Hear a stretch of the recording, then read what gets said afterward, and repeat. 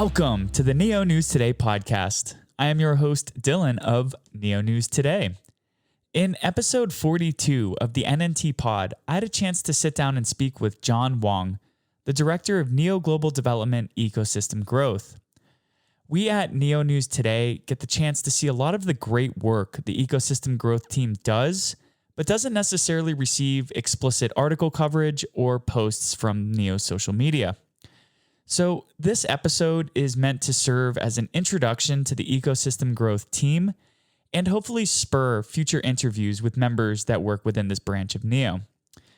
This episode ran a little longer than our previous Neo News Today podcasts, so if you have any comments or thoughts about the length of this episode, we're happy to field your input.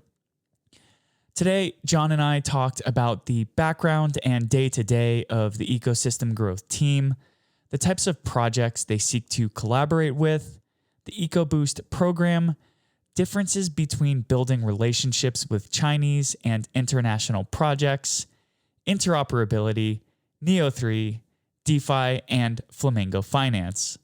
So I hope you enjoy listening to this conversation as much as I enjoyed having it.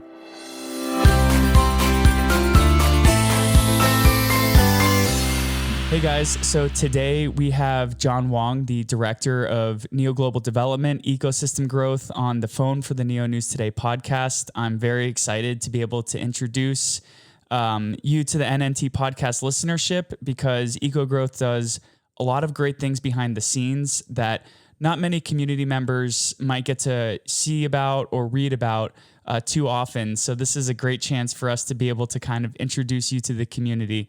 So how are you doing today, John? Yeah, it's quite good. Hello, everyone. We are quite busy with the Flamingo project for the last 2 weeks. So that's why the podcast got some delay. I want to apologize for this thing. And today is thanks for didn't give me this chance to do this podcast. Yeah. Oh, it's not a problem at all that we had to push the podcast back a week or two. I know that things got really hectic as Flamingo launched.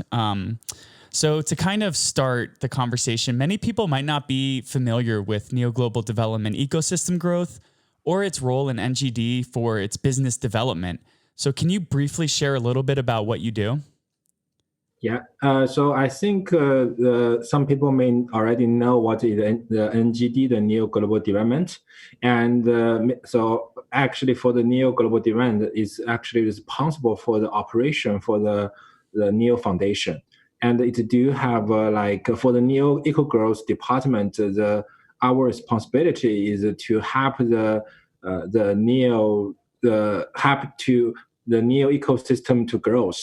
It means our daily work is mostly on talking with the different institutions, like the exchange, like the university, like the community, like the project, and we are talking with them and to looking for the opportunity, like how the Neo actually can working with them. And for the Neo Eco Growth, we are not just to help with the members in the Neo ecosystem. We also is reaching the different people in different countries. They may also in some other blockchains ecosystem or the project we thinking it will be have the opportunities to work with Neo. So it means actually for the Neo Eco Growth team, it's quite in traditional industry, some people call it the BD, the business development. But for the blockchain, as it's a community-based project, so we are not just doing the business development, we're also doing the community development. So we are helping all the project is already in the Neo ecosystem, and we also to expand the Neo's community and to find the new opportunities to help the Neo ecosystem. Awesome. So you're reaching out to businesses, you're reaching out to institutions, to exchanges, to universities, and you're also collaborating with projects within the ecosystem and outside the ecosystem. Obviously, this isn't just a single role that you can handle. So maybe you can tell us just a little bit about who your team is and how big it is. Okay, so actually in the Neo Eco, like for the NGD, we are based in Shanghai. So in the Shanghai's office, we do have uh,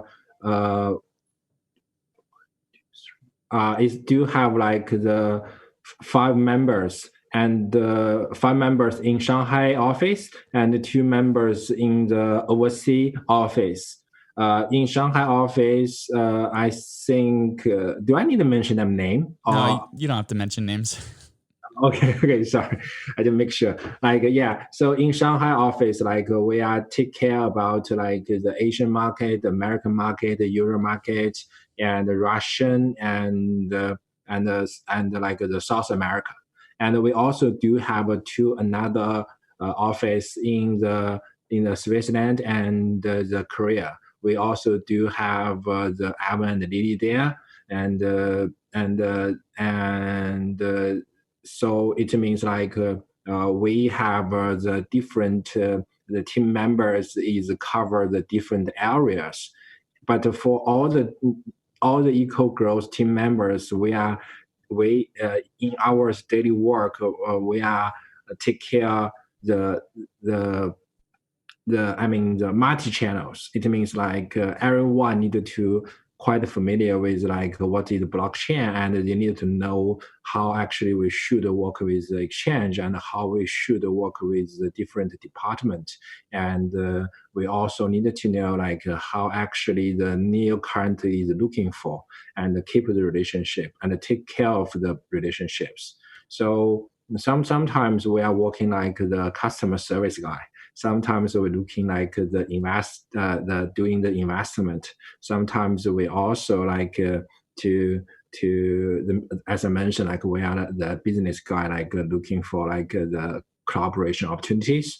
So I think like for the eco growth department is quite different with other department. As I think Dylan, you are already familiar with the marketing team, our developer team. So marketing team and developer team, they are quite have the very clear the goal, like what they should do. But for the eco growth team, we are actually every day we are facing the challenge. So it means like we are not just should working with what we already have. We also needed to find out like what we should do tomorrow, what we should do in the following three months. So I think it's quite different with the other department in the NGD. Interesting. So it sounds like the EG team wears a lot of different hats. Are there any types of projects that the team is specifically going after when trying to begin these new relationships? Like as we see, like the new is actually already have lots of the ecosystem, the project currently we're talking with. We do have the wallet, the new line wallet, the O3 wallet, and some different wallet. And this is kind of the infrastructure we already have, and we're looking for how more the teams come to developing the better the more the infrastructure in the neo blockchain. And also like we are quite focused on the dApps for the last year. So we looking for the more the dApps actually it can being used for the in the new blockchain, or maybe in the blockchain world. And now we are quite focused on the decentralized finance. That's why we start the Flamingo project. And many people said like, okay, they think the Flamingo, they ask me like, why the NGD actually to start developing the Flamingo? I think the Flamingo is kind of the infrastructure for the Neos for the Neos DeFi ecosystem. So after we do have this infrastructure, we are looking for like more the teams and more maybe the developers come to build the DeFi product in the Neo in the Neo blockchain. Yeah, that's really exciting to hear how Flamingo is sort of the infrastructural layer for future developers to come into the ecosystem and not only participate in blockchain development, but also participate in development of layer 2 DeFi apps, which I do want to talk about in a little bit here. But I just wanted to hear from your perspective when you're hearing from projects who either you reach out to or who reach out to you. What are they looking for in a blockchain? What do they say they want from Neo when you're having conversations? You mean like what they are most looking for from the blockchain? Yeah. Uh, yeah, I think these have lots of different type of the people is coming to talking with us every day. The mostly to be honestly, like most of the guys come to us is is thinking like maybe we can invest them. They are looking for like some like the financial support. Uh, but it's true. Like if I am the guy like the same as them, like I also needed to have the enough fund to start the project. But in my opinion, like or maybe for the EG side, like we are not just wanted to only provide the financial support to a team. As the Neo is have lots of experience in the blockchain world, in the crypto world. So except the financial support, we are more like to support them with Neo ecosystem. And our experience. So so it means like by our side, or we I think didn't you remember like we started the project they called Ecoboost. Like the Ecoboost is that means like we have that vision is like we want to support a project that in different way when we evaluate the project in the different stage. So for the very small project or very early stage project, like we may give them like very small amount of the grants to help them to find their new team member to start their idea. But for some like the middle side, the project, we may invest them, we can introduce exchange to them, we can help them to get the closure and all these kind of the things. So by the Neo side, if we're thinking like that project can have some contribution to the new ecosystem, to a new blockchain, and they do have the same vision of us, like we can actually provide the different kind of the support to them. And we hope like this kind of the support can be a long-term support. So yeah, we are the people come ask to about the co-branding. The people come to us about the financial support, and the people come us to want to know like how to developing in the Neo. I think that's always okay. Like we all can support them, but what we are looking for is like for us like is that the team that we are talking, we need to make sure that the team actually can provide the can provide the contribution to the new blockchain, no matter from the developer side, no matter from the business side. Right. Yeah. The Ecoboost Fund launched last March in 2019. And as you were saying, that goes beyond just providing funding, but also technical and marketing support. Before we go into that, I did want to touch upon the Eco Fund. So in an organizational restructure, the Eco Fund moved from Neo Global Capital Management to management under Neo Global Development. So has that move from NGC to NGD had any role in how projects are funded under Ecoboost? What's the relationship between EcoFund and Ecoboost? Yeah. So before like I think like 1 year ago, like the NGC they do have two funds, the Fund One and the Eco Fund and the Neo Eco Fund. So the reason like we think we should move the Neo Eco Fund from the NGC to the NGD is because like we thinking like we cannot just to invest the project by the profit side. We also should to evaluate a project that if that project can contribute to the Neo network. That's why we have this kind of move. So I think that's it's quite a little bit confusing people, like what is the difference between the Neo Ecoboost and the Neo Eco Fund. So I can do something like the explaining is like for the Neo Eco Fund, it's one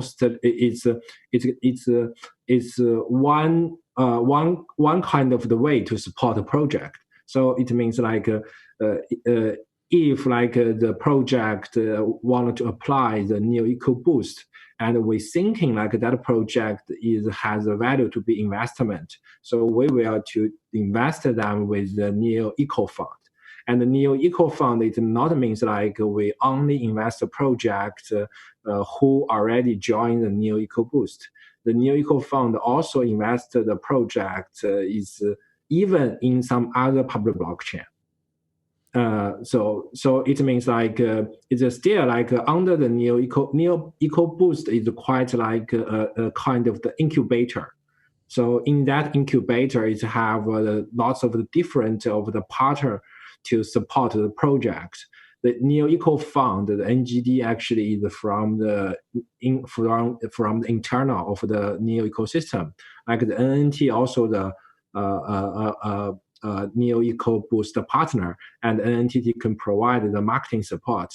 The same thing, like the lots of exchange, lots of the some other like the security, the company, they also the Neo Eco Boost partner, they also can provide the different support to the Neo project. So Neo Eco Fund is the same as the other partners. Interesting. So when Ecoboost launched, there were 50 initial partners, and we've been in the program now for more than a year. So can you give us another example or two about some results that have come from the Ecoboost program, maybe some new partners that have joined since the launch, or maybe some examples of some technical support that's been offered? Yeah, I think like so you can see like in the Neo ecosystem, we do have some project is already get the support from the Neo Ecoboost, such as the Switcho. Yeah, and also like the Neo Line is kind of the wallet.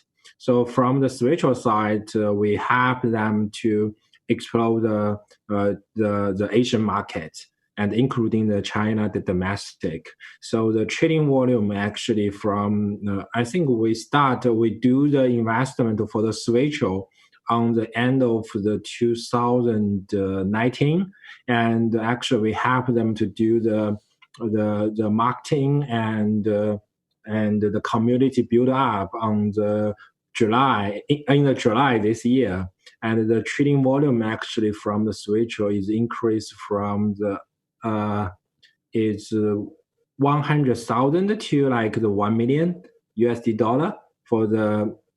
So I think like I cannot say like the trading volume increasing is only because of we support them. I think the spiritual team also doing lots of the hard work.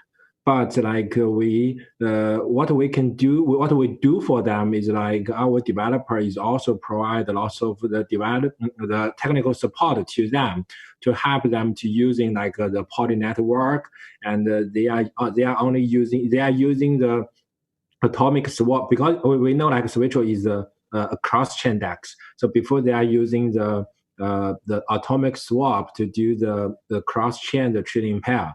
Now they are using the Poly network to do the cross-chain solution. And also like we help them to build the community in China and in Vietnam and some other like the Asian market. Awesome. So yeah. So like it's hard to say like what percentage of contribution we're doing, but we are working very close in the July and in the August, and we're also helping them to list it in the lots of the different exchanges. So yeah, I think that is very good example for like if a project is want to join the Neo Ecoboost and what they can get. Very cool. And you've touched upon this theme in some of the responses you've given. So I just wanted to briefly ask you, what are some of the similarities and differences in building and maintaining relationships with Chinese blockchain projects and international blockchain projects? Yeah, so it's a very good. This is a very good question. Yeah. So I'm Chinese, but I'm studying overseas for a very long time. So I think I'm familiar with like the different culture, no matter for the China and the Western. So for the China project, in China, it's quite a difference is as the Western is like the China. Sometimes we need the relationship, and we call it 关系.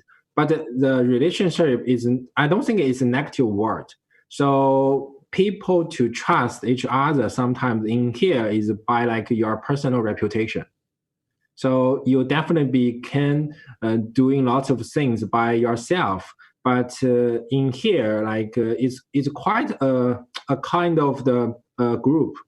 Like so, even if you are if you have a very very small team, and you have a new idea.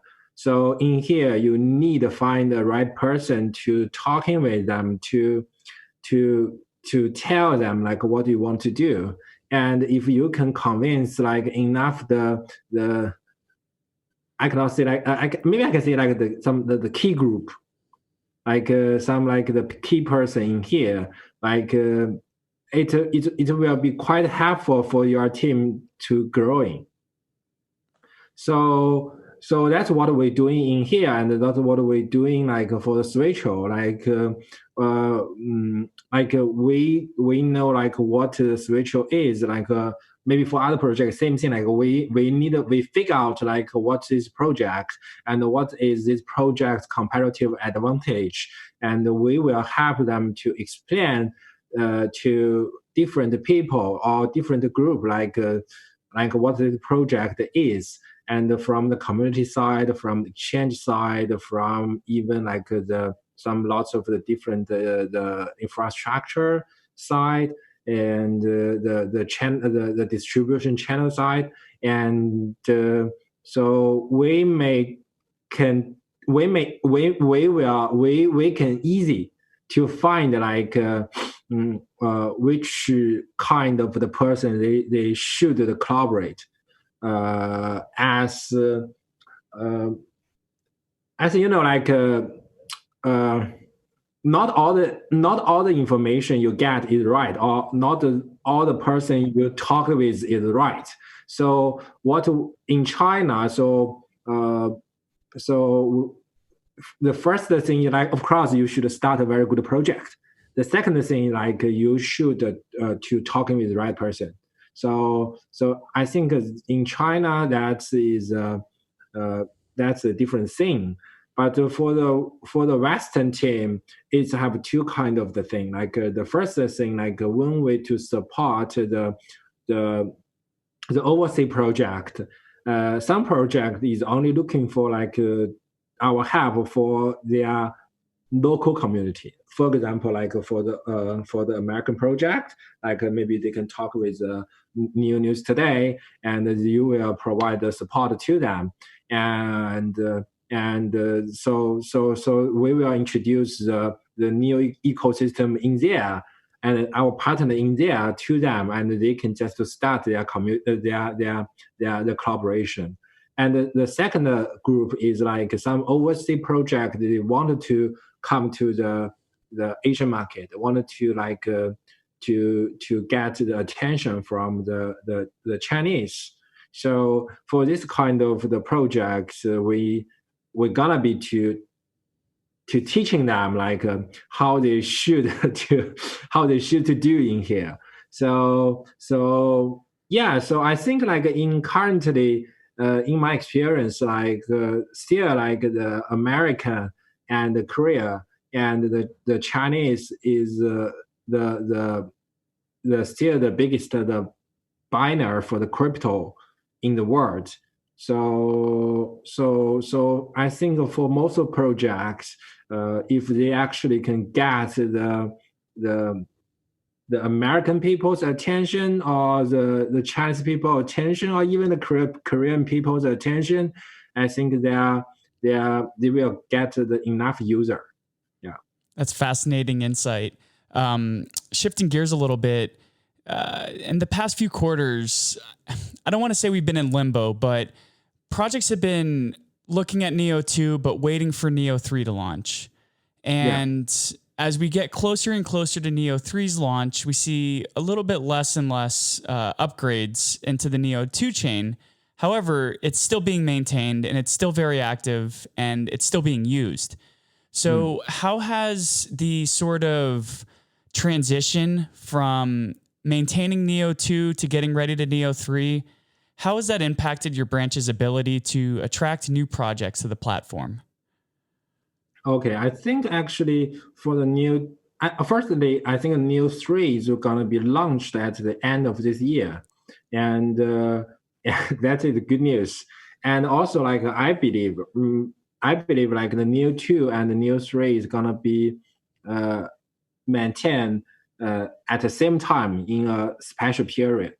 So the reason is because it's before the everything become like before the Neo 3 get stable and get the and get its the enough the infrastructure the ready. So Neo 2 still is gonna be a kind of the mainnet being used by the Neo blockchain. Of course, like for the Neo 3, like most project is gonna be migrate from the Neo 2 to Neo 3. So currently for all the projects already in the Neo 2 gonna be the first tier of the project we're gonna be to take care and to helping them to migrate from Neo 2 to Neo 3. But at the same time, we also is looking for like the more project to actually to join the Neo 3. So we after like I think for the maybe for the next month we're gonna be to talking with a different project and invite them to actually to do the developing in the Neo 3's testnet. So the Neo 3 is definitely have lots of the different features compared with the Neo 2, but we are looking for the more developers and the project actually can come to test the Neo 3. Even like we are already developing the Neo 3 for the 2 years, and our developers is already do lots of the test, but we thinking like as is a very new mainnet before it's go launch, and we hoping it actually can have the more developers to come to helping us to do the testing, and also like these developers is gonna be like our the seed user for the Neo 3. So by the business side or the community side, we hope the from the Neo 2 migrate to the Neo 3 it won't be like make our developers number decrease. We want it to increase. So we also will to provide like the early adoption. We will organize the hackathon, and when the Neo 3's testnet go launch. So have you seen that there are projects that are waiting to build on Neo 3 or migrate to Neo when Neo 3 launches? Or are you trying to kind of change the narrative and ask new projects and new teams to test Neo 3 and also start integrating that into their project? Yeah, of course. Like I think for the most of the key project in the Neo blockchain, like the Switch, Nash, the Neo Line, and all these kind of the projects, they are already talking with us for a long time, like how actually they can migrate from the Neo 2 to Neo 3. So of course, like it's already have some existing project is currently is have some discussing with us, And of course, we also is talking with some new project, and that kind of project may be currently in the Ether network, in some other public blockchain network. We are actually for the Neo 3. I think actually Flamingo is maybe a good example. Like the Neo is not, we are not looking for the project actually to 100% migrate to the Neo 3. We think what we believe is like in the future, all the public blockchain actually can be connected by the cross-chain solution. So it means it's like for all the project, no matter for the project in the new blockchain, all the project in the other public blockchain, actually they can working together. I mean they can do also have the new version. They can do have the other blockchain version, and through the cross-chain solution, actually they actually can actually can operate their project with very little gap. So you can see like the decentralized finance, this idea is become very hot in the world, in the blockchain world. I believe like the decentralized finance is want to be like the short-term thing. The people said, okay, the decentralized finance may be a kind of the bubble, but I think like it may for the price side, it do have some bubble, but I think it's kind of the new concept from the financial side. And it will be a long-term thing. So for the decentralized finance, it means the most important thing is the asset. So it currently is not just the neo, it's not just the Ether asset in the crypto world. Is also do have like nearly 30% of the other asset in the other blockchain. So for the finance, money is the important thing. So I believe the same as the Neo 2 and the Neo 3, the Neo 3 and some other public blockchain. So asset actually can move from the different public blockchain to between the different public blockchain. I agree that DeFi has the opportunity to be the killer app that brings blockchain to the next level and brings digital assets into more and more people's lives. Before we talk about Flamingo and DeFi, I did want to ask before we transition, what are you most excited about with Neo 3?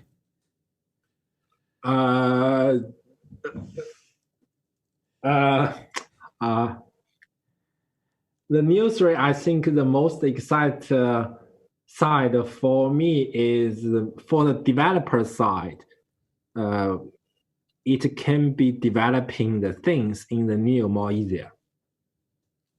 Yeah. So I think Dylan, you know the Neo for a long time, and in the community, I think lots of people know the Neo for a very long time. And the Neo actually start on the 2016. This mainnet is launched nearly 4 years. So to be honestly, like I think it's not a perfect blockchain because it started very early. Like it has lots of new idea from the technical side after the 2018. So actually for the Neo 3, you can see like we do have the new FS, we do have the new ID, we do have the Oracle in it. So we do including lots of the new parts in the Neo 3. And also from the developer side, like some people is complain to me like, okay, I'm the Ether developer, so how should I developing something in the Neo? They come to our GitHub, come to the community to learning like, okay, you guys are not using the EVM, you guys are using the Neo VM. So actually currently for the Neo 2, it's have some barrier for the normal developer to do the developing. But you can see like no matter for the NGD Seattle, no matter for the Neo 3, and we're trying to help the developer to developing something in Neo more easier. I think maybe some people tell the different story to you, like the new have the new DBFT, the new have lots of new features. But I think like that is the exciting part. But for me, as I'm working for the new ecosystem growth, and for me, like we are more looking for like a more developer can come to developing something in the Neo more easier. So I think Neo 3, they do in the future, no, we are not only to attract the developer by the provide them fund. We also is looking for, and I believe the Neo 3 will give them the better the developing experience in the future. So I think that is the most important part. Yeah. Yeah, that's great. I mean, Neo 3 is going to have a native distributed storage network. It's going to have a native identity standard, a native Oracle network built in. And it sounds like there's going to be more tooling and documentation available for developers to interact with the blockchain. And you also mentioned earlier that this isn't just going to be a world where there are digital assets on Ethereum or digital assets on Neo, that there's going to be multiple blockchains. So prior to Flamingo being able to launch, NGD collaborated with Switcheo and other ecosystem partners and participants on Poly Network, a cross-chain protocol. So can you tell us a little bit about what that was like developing, creating the idea for Poly Network and then developing it?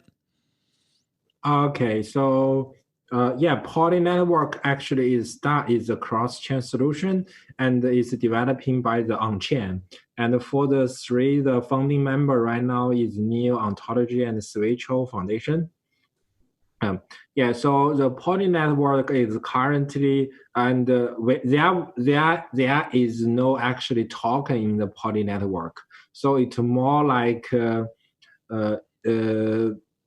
if I introduce the Poly Network to the normal people, so it's quite like a cross-chain tools.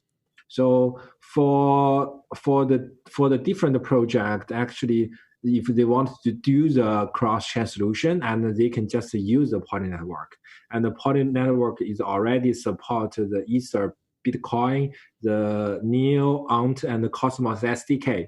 So it already can cover most of the project's requirements, and you can see like through the Switcheo, through Flamingo, through the Wing. Currently in the Poly Network is already have more than 1 billion for the asset is use the Poly Network to do the cross chain.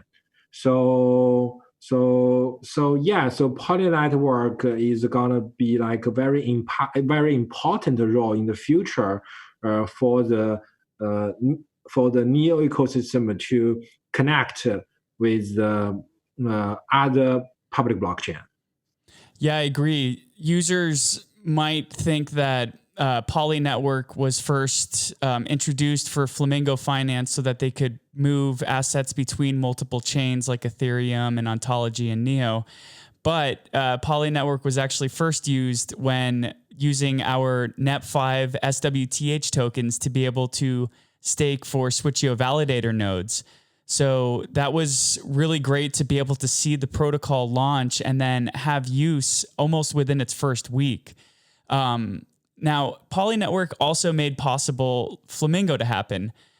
Can you just tell us a little bit about what that process was like in the office leading up to Flamingo and then the launch?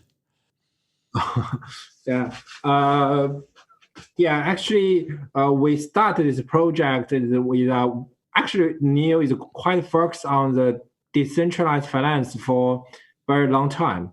Like you can see the Switcheo, you can see the Nash, it's the DEX, and we do the investment to them for I think like 1 or 2 years ago. So the Neo actually is quite focused on the decentralized finance. And for this year, like we can see, like in the Ethereum, like is lots of the DeFi project to start, and I think like in the June or July, and we are thinking like, okay, lots of projects come to us and see like how we actually can build like some DeFi project in the Neo. Like and we see like, okay, so if the project want to build something in the Neo, they need some infrastructure for the decentralized finance. And of course, the DEX can provide some of the service, but they cannot cover everything. So you need a swap, you need a cross-chain solution, and you need like even like in the future, like what we do, like the perp, the decentralized the margin trading platform. So we consider like, okay, if we want to have this kind of infrastructure in very short term, what we can do. So the NTD definitely be the organization know the Neo the best, and our developer also know the Neo much more than the other project. So we are thinking like, okay, we should to get all the infrastructure ready in 2 months. So that's why we start this move. Like, okay, we want to provide the infrastructure to the Neo blockchain, to the developer. And the second thing is like we are thinking like we can actually to get the asset to get enough asset from outside of the Neo blockchain to the Neo blockchain. And you can see like the actually Poly network is ready also in August. So after the Poly network is ready, so it gives us the opportunity actually to start the Flamingo. So that's why we do start the Flamingo, this project at that moment.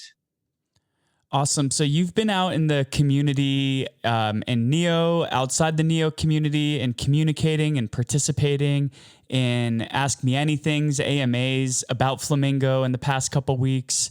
So what sort of questions have the Neo and non-Neo community had about Flamingo? It has lots of the different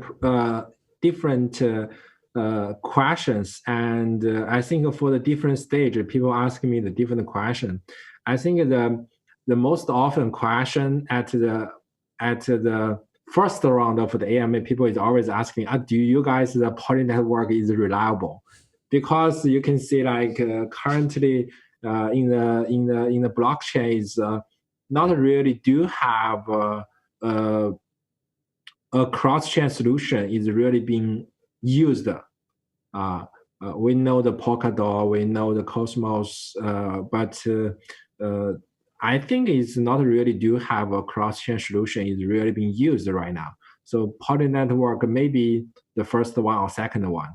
So people they do have lots of kind of the worry like, okay, if I use the Poly network, it means like my asset move from the Ether to the Neo will be loose.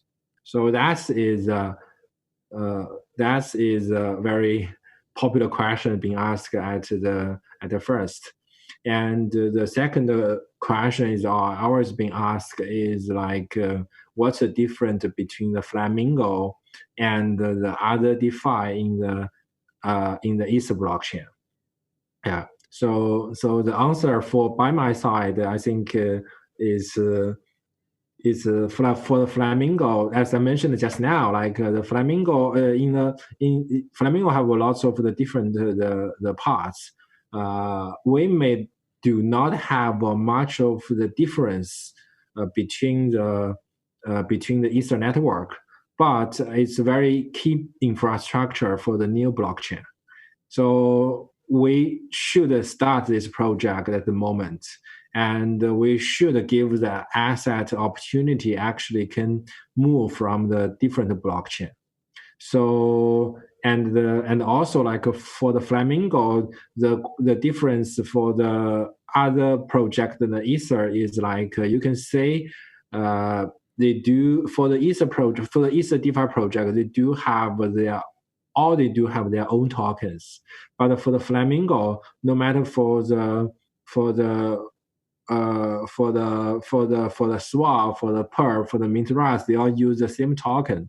So it means like for the investor, actually, if they do the investment to the FLM, it means like the value is actually has significantly increased, and their asset can be used for the many different ways. So I think that is the second question I always been asking. Yeah, and the third question is, what do I thinking like Neo's vision for the decentralized finance, as you asked me just now. So it's still like Flamingo is infrastructure, and we have get it ready.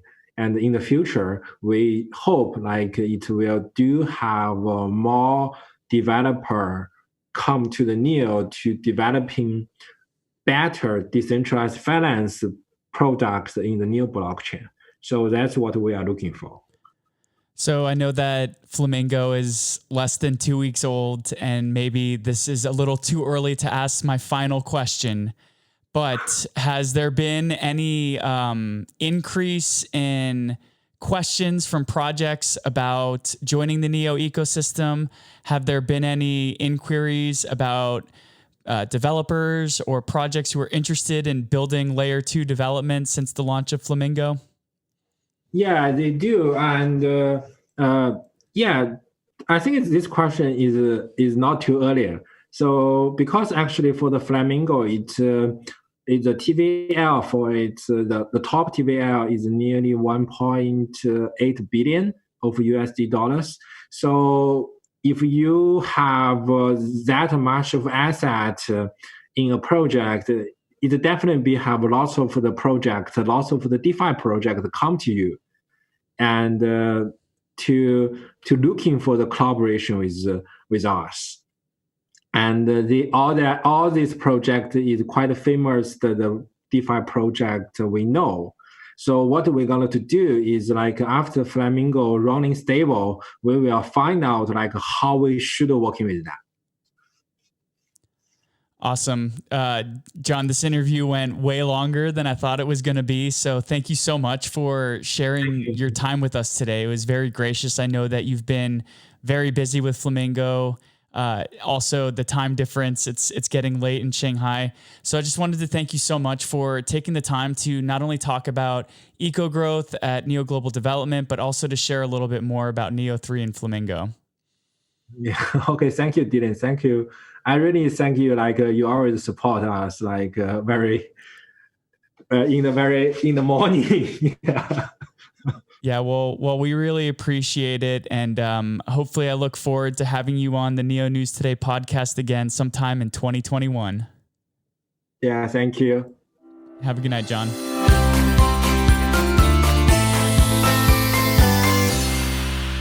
Well, what did you think of that conversation? I thought it was really interesting to learn more about the day-to-day of the team and the nuances between building and maintaining relationships with Chinese projects versus international projects. Also, it was good to learn a little more about how the ecosystem growth team is looking to increase the developer community and welcome new projects to come and test Neo3, and aims to do so through things like incentive programs, hackathons, and more. Looking forward, I'm hoping to have more interviews with the ecosystem growth team to help share more information about the types of great work they do and to better help connect this branch of Neo with the community. To keep up to date with the latest in the Neo ecosystem, visit www.neonewstoday.com. And if you haven't yet, please subscribe to our channels on YouTube, Apple iTunes, Google Podcasts, and or Spotify. And leave a 5-star review if you feel that others should hear our content. Every subscription and review helps others learn more about the Neo News Today podcast and the Neo ecosystem. So thank you so much for taking the time to listen to the Neo News Today podcast, and we look forward to catching you next time.